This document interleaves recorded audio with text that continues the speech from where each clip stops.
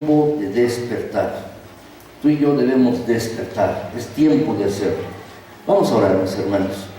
Gracias, Señor, porque eres bueno, para siempre es tu bondad, tu misericordia, tu fidelidad. Gracias porque nos concedes estar aquí, en este lugar, en este sitio, listos para ver tu palabra, para examinarla, Señor.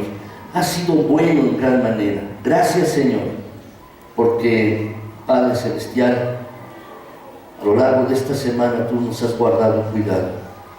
Y ahora estamos aquí, Señor. Queremos ver tu palabra. Háblanos con claridad a cada uno de nosotros, mi Señor.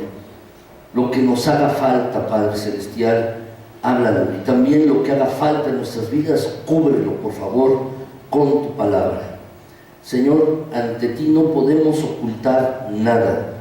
Señor, la verdad es que tú nos miras y tus ojos penetran profundamente, al igual que tu palabra, y nos examinan nuestra mente, nuestro corazón. Así haces tú y tu palabra.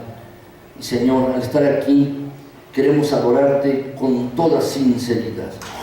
Queremos, Padre Celestial, que tu palabra se aplique a nuestras vidas. Y Señor, al salir de este lugar queremos tomar una decisión de obedecer tu palabra, de ponerla en práctica. Concédenos que así sea.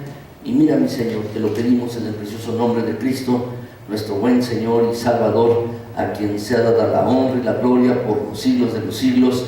Amén. Vamos a examinar la palabra de Dios, mis hermanos. El título de la predicación que tienen ustedes allí en su boletín y también aquí en la pantalla es tiempo de despertar. Es tiempo de hacerlo, mis hermanos.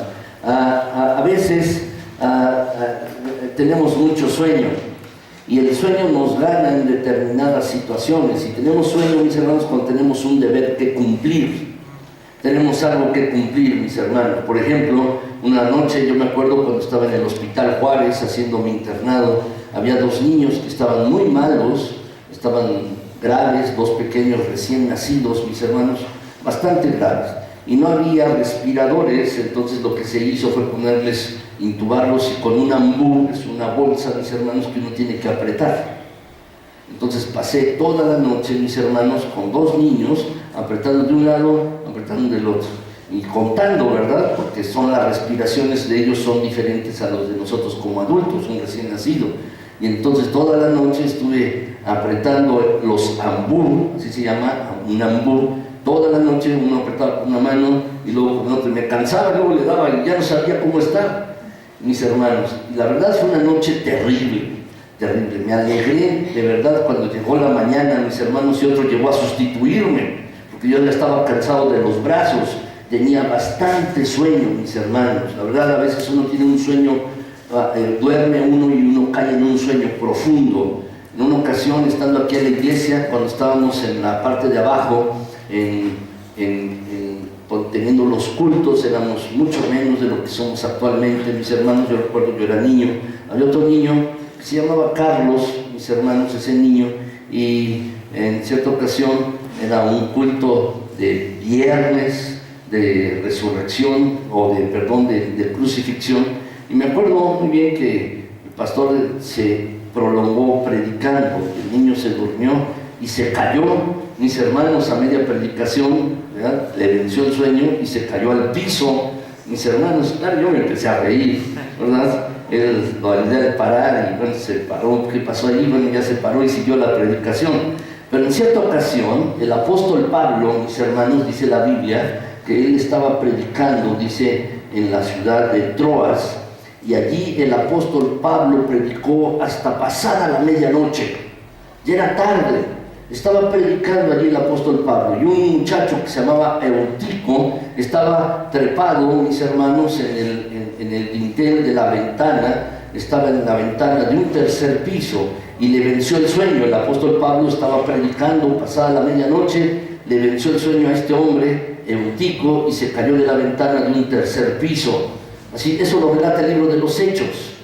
Dice la escritura, mis hermanos, que bajaron a verlo y allí, mis hermanos, él estaba muerto. Pero por la gracia del Señor, el Señor lo revivió, mis hermanos. Lo revivió el Señor el apóstol Pablo oró por él y fue revivido. Y ustedes saben lo que pasó después, mis hermanos, ¿verdad? Bueno, se revivió el muchacho y todos podían decir, bueno, qué gusto, qué bueno, vámonos. No, el apóstol Pablo regresó a seguir predicando, ¿verdad? Bueno, este ya está bien, y bueno, siguió predicando. Les estaba dando las últimas instrucciones. Este muchacho se durmió cuando debía estar despierto. Y déjame decirte, algunos se duermen en lo físico. Están dormidos físicamente, se duermen, pueden estar cansados, con cansancio. Uno puede dormirse físicamente y uno tiene ganas de pararse a las 12 del día, a las 2 de la tarde, pararse, porque uno está cansado. Pero déjame decirte que peor que el dormirse en lo físico es estar dormido en lo espiritual. Eso es peor. Estar dormido espiritualmente, mis hermanos. Y la verdad es que a veces necesitamos una sacudida para despertar. Por eso es tiempo, si tú estás dormido en lo espiritual, es tiempo de que tú despiertes. Es tiempo que te levantes. El tiempo se acerca, el tiempo es más corto cada vez. Es tiempo de despertar si tú estás dormido en lo espiritual. Hoy es el tiempo. ¿Cuándo lo vas a hacer? Es necesario despertar. Así pues, mis hermanos, yo quiero compartirles esto. Si tú estás dormido en lo espiritual, tú necesitas despertar. Es tiempo de que te despabiles, de que pongas un despertador.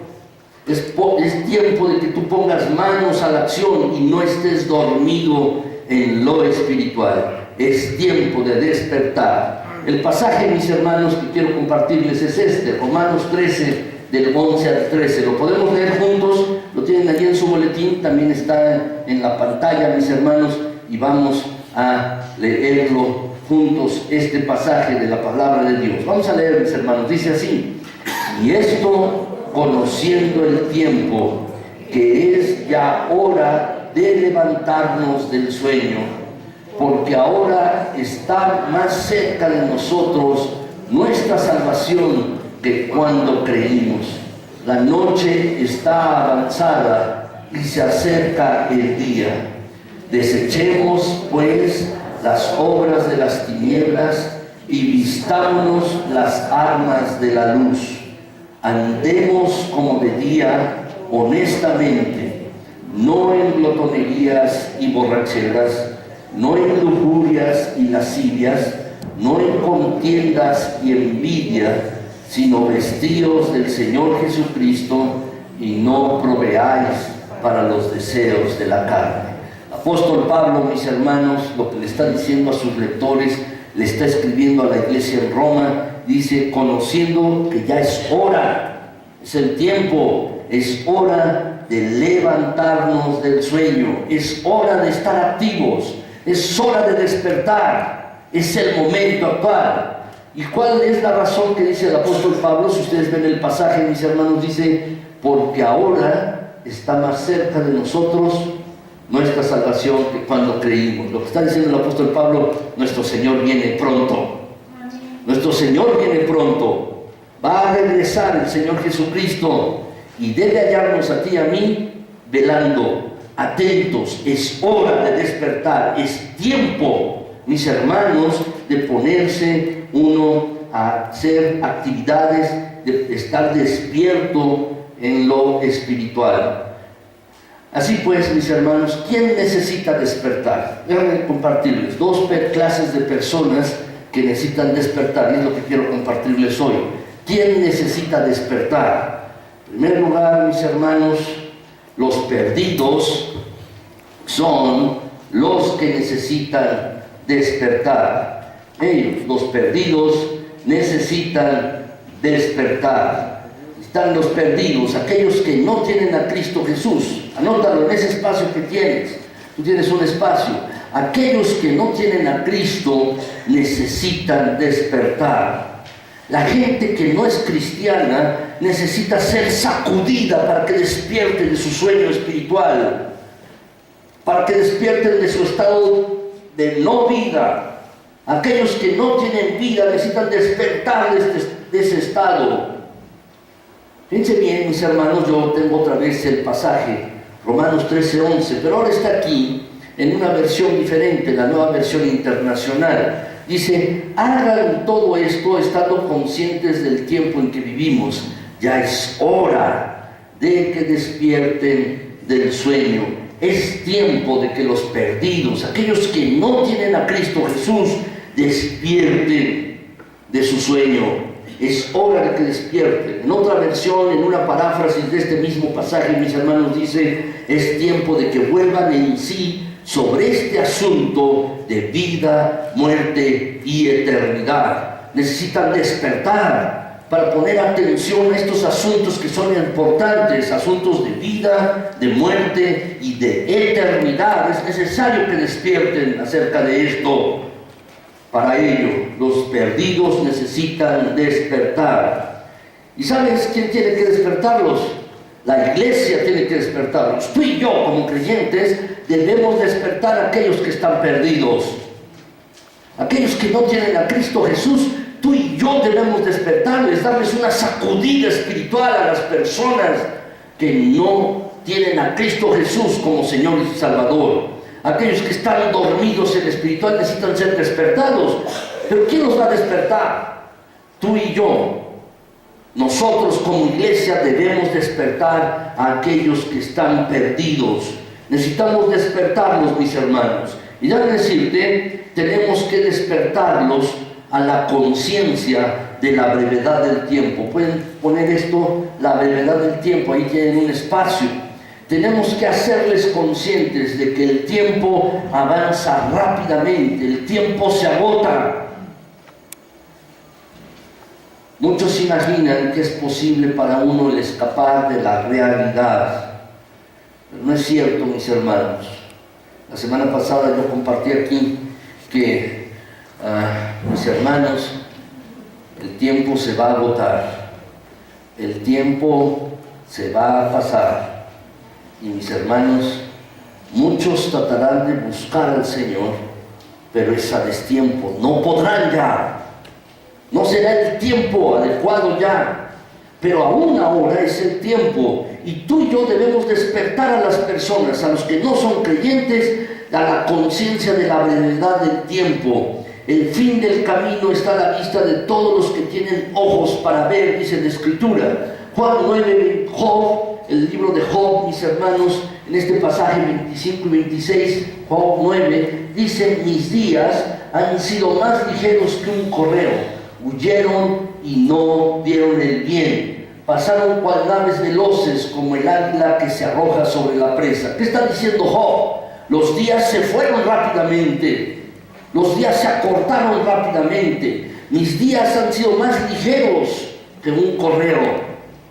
Mis días se han ido rápido, como naves veloces que van en el mar, corrieron los días, como el águila que se arroja sobre la presa y que va rápidamente, también los días se van.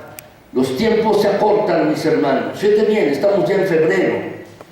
Quizás has hecho muchas cosas durante el año, pero ya se fue un mes y medio casi. Y de verdad, es tiempo de despertar. Es tiempo de hacerlo hoy. Lo que está diciendo Job, mis hermanos, es que nuestros días se pierden de vista tan rápidamente como naves veloces. Si nosotros vemos un barco en alta mar, se va alejando poco a poco y muy pronto, mis hermanos, va más allá del horizonte y no lo vemos más. Es una metáfora. Lo que está diciendo es que así son nuestros días.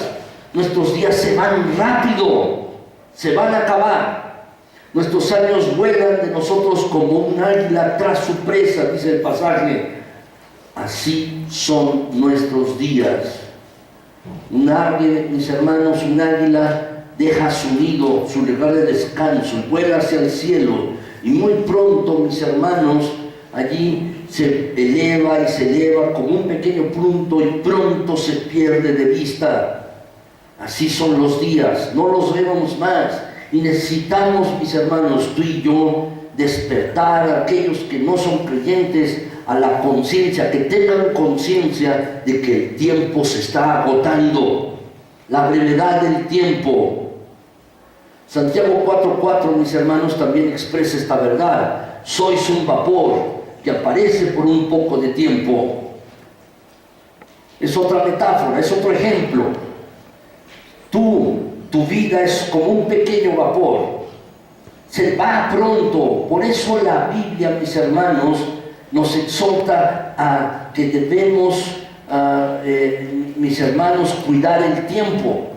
Tú y yo debemos aquilatar el tiempo, hacer las cosas en el tiempo debido. ¿Por qué? Porque aquí está comparando la vida con el vapor que se ve y luego se disipa, se va, y uno no lo puede ver más.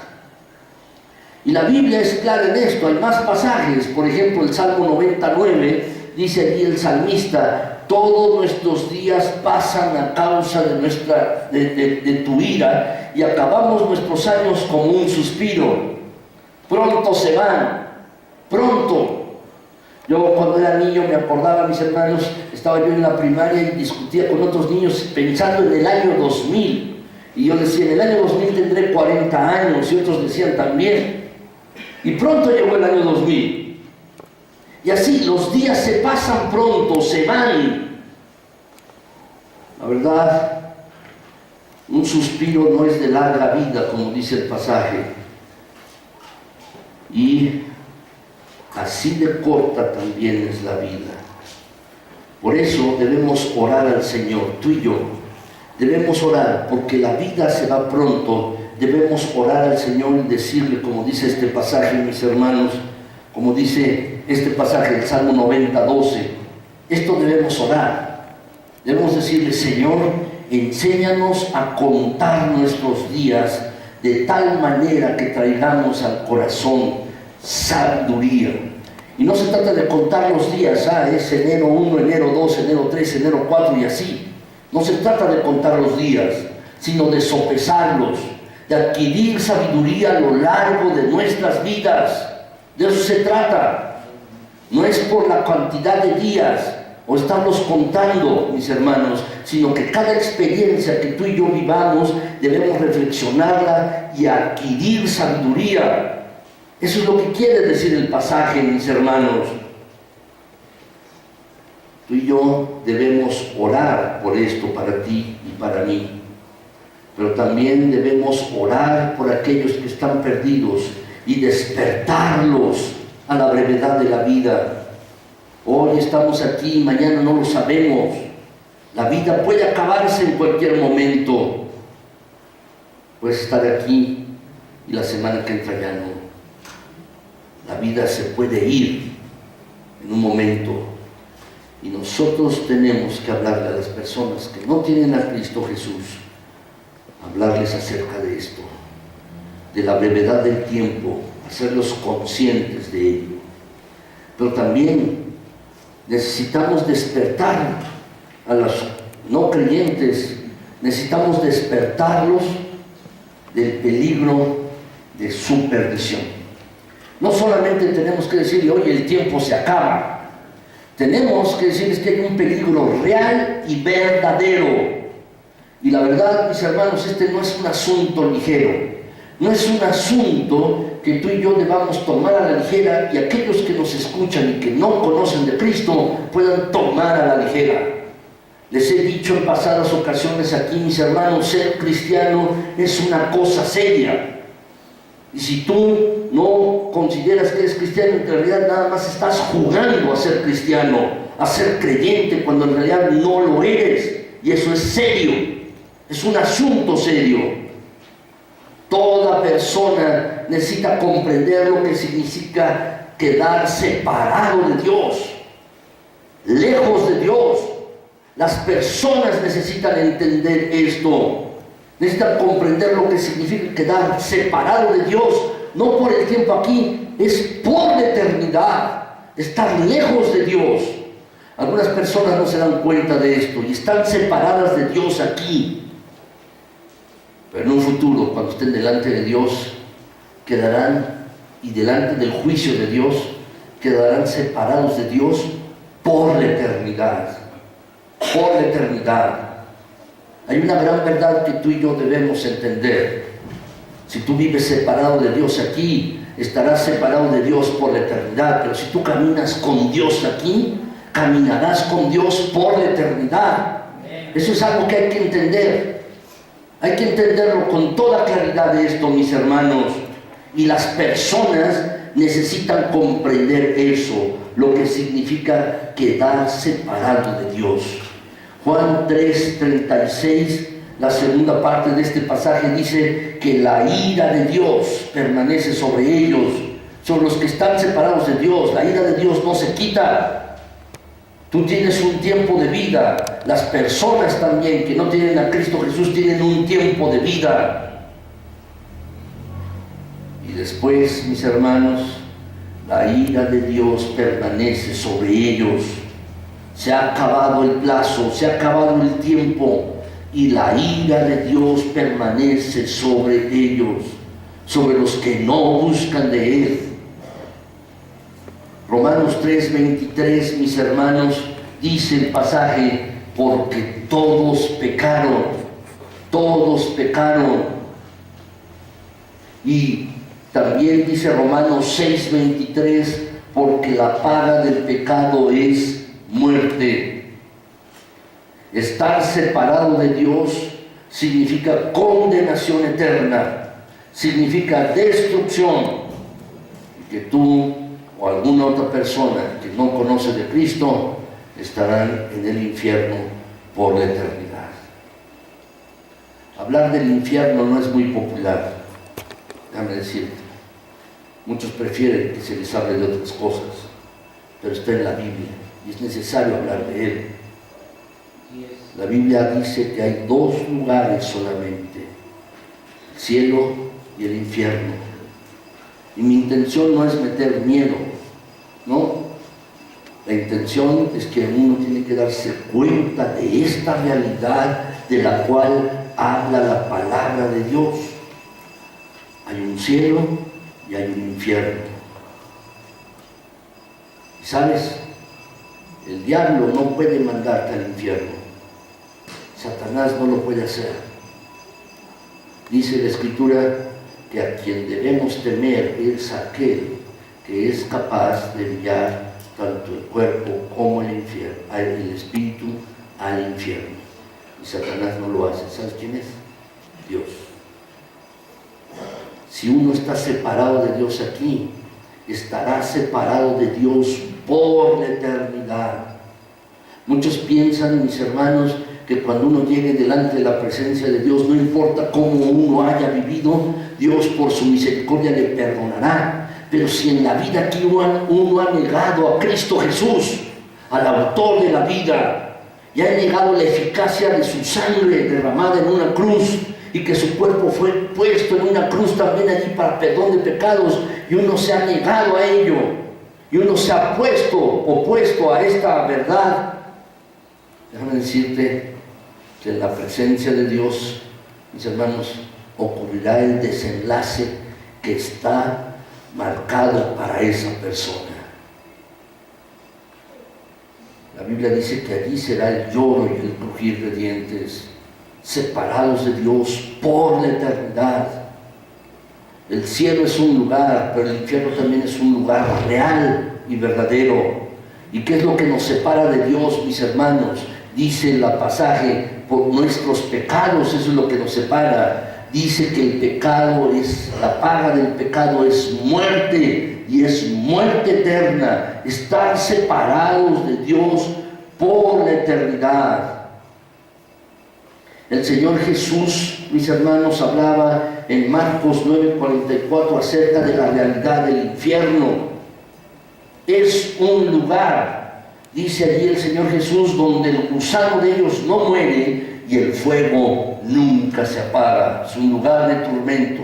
A lo que se refiere el gusano de ellos, mis hermanos, la esencia, el espíritu está allí, no muere y es atormentado día tras día. Las personas necesitan ser despertadas a esta realidad. Necesitan ser despertadas a que hay una trascendencia más allá, mis hermanos, de la vida de uno, de la vida terrenal. Cuando uno fallece, mis hermanos, y cierra sus ojos a esta vida, uno los abre a otra realidad. Uno abre sus ojos, mis hermanos. Si tú eres creyente, los abrirás para ver al autor de la vida cara a cara. estar en la presencia de Dios. Pero si no eres creyente y te rehusas sistemáticamente a esto, entonces para ti será una realidad distinta, diferente. Estar en el infierno. La verdad, tú y yo necesitamos entender esto. Si tú eres creyente, vas a despertar una realidad distinta, a vida eterna en la presencia de Dios. Pero si no eres creyente, estás aquí y nada más has estado jugando a ser cristiano, entonces necesitas entender claramente esta verdad de la cual habla la palabra de Dios. Pero también esto debe ser predicado a los que no tienen a Cristo. Necesitan ser despertados, necesitan ser sacudidos de su sueño espiritual, de su pereza espiritual. Necesitan ser despertados a esta verdad, a la realidad de la perdición eterna. Necesitamos llevar este mensaje, mis hermanos, de que el juicio de Dios viene. Y viene en las personas. Viene. Dios ha puesto todos los medios, mis hermanos, para que las personas no se pierdan. Y en realidad, quien te lleva al infierno eres tú mismo por tu decisión de negar a Cristo Jesús. Y eso necesitan entender las personas que no son creyentes. Hay que despertarlas a esta realidad.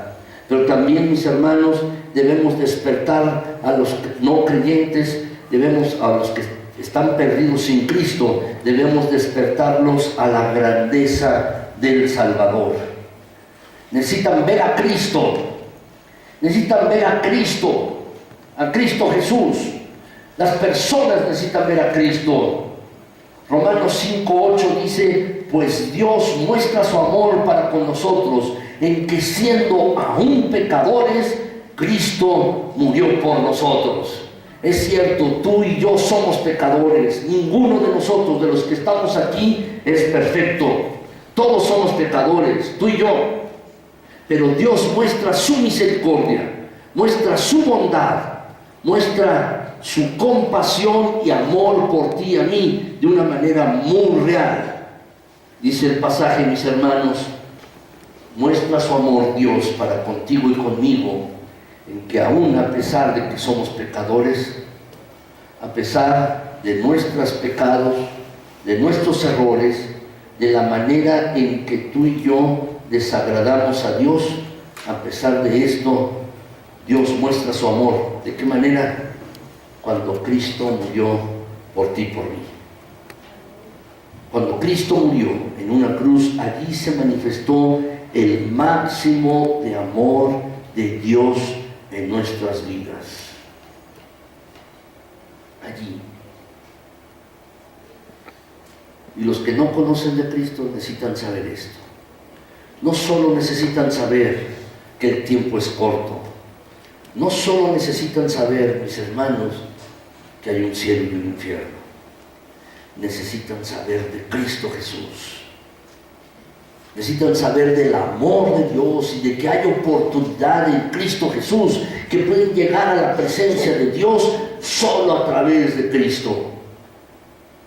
Yo les pido, mis hermanos, que abran sus Biblias, Juan 3:16.